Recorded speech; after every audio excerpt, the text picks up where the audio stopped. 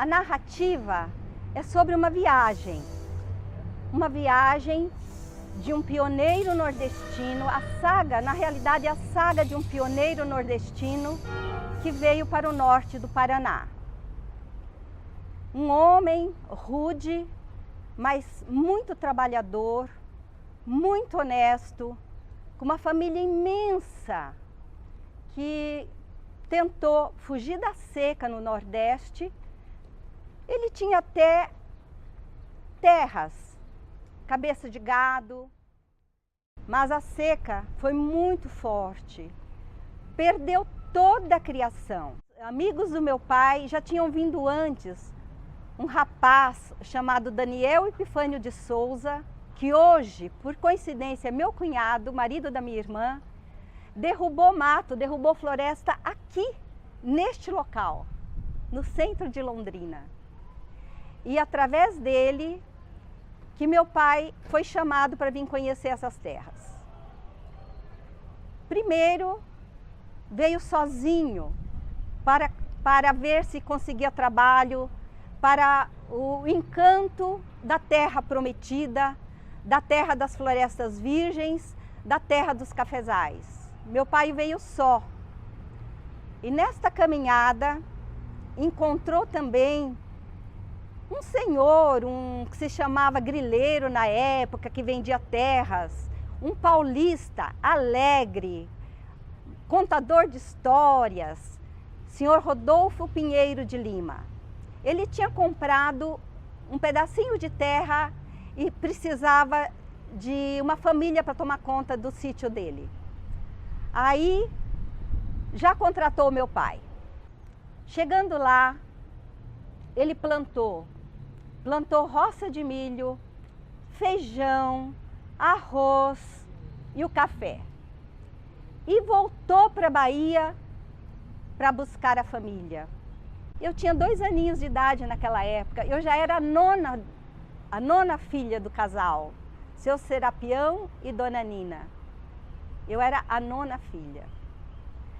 Mas antes dele chegar para buscar a família, para trazer para outro mundo, para outra realidade, ele mandou uma cartinha avisando minha mãe que nós viríamos de mudança. E que minhas irmãs, as que eram noivas, as que tinham namorado, que tinham 2 irmãs mais velhas, que avisassem os seus noivos para realizar o casamento. Porque isso aqui é como se fosse outro continente. Nem estradas tinha para vir da Bahia, do Nordeste para o norte do Paraná. Então, aconteceu o primeiro fato inédito nessa viagem, o casamento da minha irmã no meio da viagem. Viemos da cidadezinha de Ibiquera, onde nós morávamos, onde meu pai tinha suas terras e seu gado, que tinha perdido tudo. Viemos a família toda de caminhão até uma cidade maior que se chama Itaberaba. Ita, pedra, cidade da pedra amarela, da pedra reluzente. Viemos para realizar o casamento da minha irmã. Só que, ao invés da noiva estar feliz, vejam aí na foto, olha a carinha da noiva, que tristeza. Por quê? Porque ela, daquele casamento, ela ia retornar para a sua vida e a família ia continuar a viagem. Que pena, que tristeza de separar de todo mundo, mas foi a vida dela, foi o amor da sua vida. Ali ela constituiu o outro ramo da família. Hoje, minha família do Nordeste está espalhada em Feira de Santana, em Itaberaba, em Salvador. O seu Rodolfo Pinheiro Lima falou para o meu pai, eu já estava crescidinha, eu já tinha entre 8 e 10 anos de idade. Compadre, eu preciso levar essa menina para Maringá, para estudar no Colégio das Freiras. Ela é muito inteligente para ficar aqui no sítio. Aí eu fui para Maringá para estudar lá. E o pagamento dos estudos era ajudar nas salas de aula, ajudar na secretaria, prestando serviços. Aí era um pagamento para os estudos. E lá eu fui formada como normalista na época, e só depois, mais tarde, quando saí do colégio, que entrei na faculdade. Tem muita história para contar nessa viagem. Então, essa viagem veio de trem, no banquinho de madeira duro, todo mundo, ninguém reclamava, era uma beleza aquela viagem. Comprando a comida que vendiam nos vagões. Chegamos até São Paulo. Lá em São Paulo, aquela visão de cidade grande, quem veio do interior do Nordeste, aquela cidade de 1952, mais ou menos. Lá nós já tínhamos um tio morando em São Paulo. Naquela época, ele era zelador de um prédio. Para nós do interior, era o tio rico que morava em São Paulo. Meu tio Prisco e os meus primos, que acolheu no minúsculo apartamento lá de São Paulo, do prédio que ele morava, acolheu a família toda, porque chegamos em São Paulo de trem. A viagem para o Paraná demorava ainda uns 3, 4 dias, porque não saía trem todos os dias. Quando deu, então, a data da nova partida, a família continua de trem.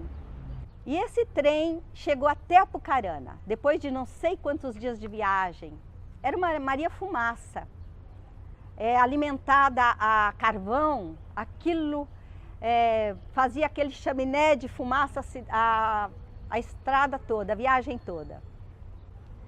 Chegando, o ponto final do trem era em Apucarana. De Apucarana até o sítio onde nós íamos morar, que era um pouquinho além de Maringá, as estradas ainda eram muito elementares. Então, estava chovendo muito, muito, muito, muito. Quando a minha família chegou em Apucarana, não conseguiu seguir viagem porque não tinha estrada, os caminhões estavam todos atolados. Porque vinham caminhoneiros contando que não se passava, que só tinha lama e barro. Aí meu pai contratou esse caminhão para nos levar até Maringá, para encontrar com o nosso novo patrão, para entregar as chaves da casa, as coordenadas e tal. A trancos e barrancos, chegamos ao destino final. Quando chegou na manhã seguinte, que meu pai, minhas irmãs, meus irmãos, minha mãe, viram aquela terra verde, aquele campo de plantação de arroz verdinho, aquele feijão maravilhoso, aquele sol, aquela luz, essa terra roxa maravilhosa que é o norte do Paraná, fértil, bonita, alegre, aquilo, os corações se encheram de alegria. Hoje eu estou aqui como filha, prestando uma homenagem a esse meu pai, que quantas vezes eu o achei severo, rude na educação que ele dava para nós. Mas olha quanto que esse homem foi corajoso, lutou para trazer essa família para uma vida melhor. E para finalizar, eu vou só ler um versinho de cordel que foi feito em homenagem aos 100 anos do meu pai. É um cordel do estilo martelo agalopado.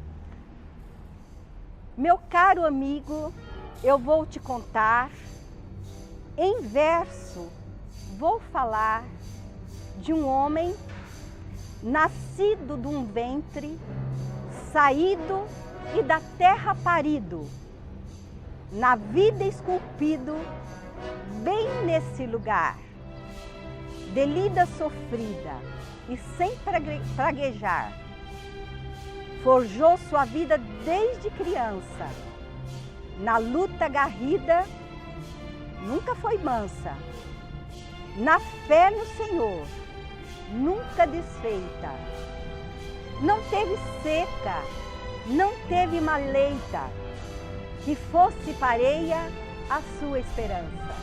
Meu Pai, fica aqui a minha homenagem.